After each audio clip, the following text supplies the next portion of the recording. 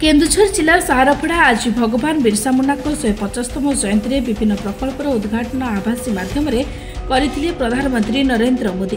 उक्त आभासी उद्घाटन और प्रसार कर प्रकल्प स्थान में प्रदर्शन करा सारपड़ा ब्लॉक अंतर्गत उदयपुर ग्राम श्मशान नाली साही ठारे निर्मित होइतिबा एकलव्य मॉडल विद्यालय को मध्य उद्घाटन करागला। विद्यालय परिसर में एथि निमंते एक सभार आयोजन करा। सारपड़ा ब्लॉक बीडीओ रंजित कुमार महंत चंपुआ आईटीडीए प्रकल्प निर्देशक रामकृष्ण गंड प्रमुख उपस्थित रही प्रकल्पर उपकारिता संबंध बुझाई। ब्लॉक मंगल अधिकारी पूर्वाशा प्रियदर्शिनी पात्र धन्यवाद अर्पण करते। उक्त सभारे बहु मान्यगण्य व्यक्तिविशेष योगदान करते। पाटना विधायक अखिल चंद्र नायक, नरेंद्र महंत, राजेश कुमार महंत, पूर्वतन सरपंच रमाकांत नायक, विशिष्ट शिक्षाविद डम्बरुधर महंत, पीतवर्ष पही बाईकला सरपंच हरिहर नायक, सारपड़ा ब्लॉक पूर्वतन अध्यक्ष गौतम नायक प्रमुख उपस्थित रहे।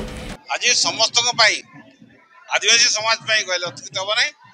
आज 150तम जन्म जयंती बिरसा मुंडा एवं जनजाति गौरव दिवस। आज यही अवसर में आज गदगदी ठारे नुआ एकलव्य मॉडल उद्घाटन उत्सव है। आशा करा अंचल समस्त बुद्धिजीवी समस्त जनसाधारण समस्त सहयोग करेंगे। विद्यालय को फुंकान उत्तरोत्तर उन्नति हम समस्त सहयोग समस्त सदिच्छा कामना करवा।